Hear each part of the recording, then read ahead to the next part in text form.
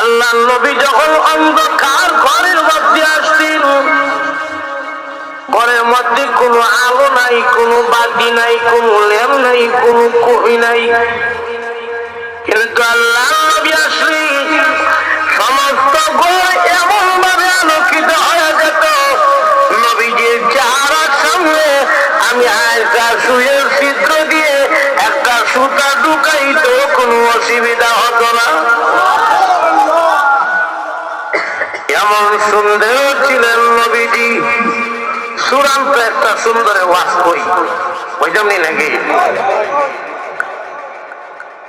5টা বছর পর্যন্ত লালন পালন করেছেন রাসূলকে হালিমাতুস সাদিয়া রাদিয়াল্লাহু তাআলা।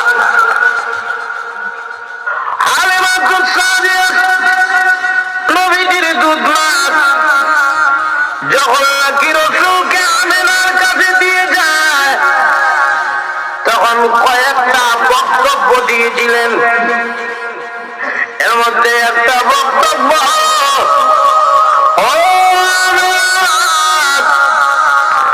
আমি আমার জিন্দেগিতে অনেক বাচ্চা কাচ্চা লালন পালন করেছি, বাচ্চা লালন পালন করা এটা আমার পেশা, এটা আমার কাজ,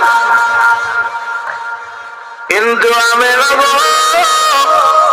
5টা বছর পর্যন্ত তোমার বাচ্চারে লালন পালন করেছি। আল্লাহর কসমকে বলি 5 বছরের ভিতরে এমনকি আমার জন্মের পরে তোমার ছেলের চাইতে এত সুন্দর ছেলে আমি হালিমার জিন্দেগিতে কোনোদিন দেখি না।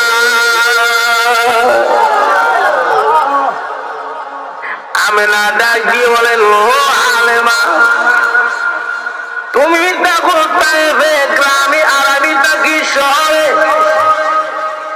গ্রামের ছেলেগুলোর চাইতে শহরের ছেলেগুলো একটু সুন্দর থাকে, কারণ পরিষ্কার সব সময় থাকে। শোনো, আমি আমার জিন্দেগিতে কত সন্তান রেখেছি, আল্লাহর কসমকে বলি আমার জিন্দেগিতে কোনোদিন আমার ছেলের মতো এত সুন্দর সন্তান জিন্দেগিতে কোনোদিন দেখি না।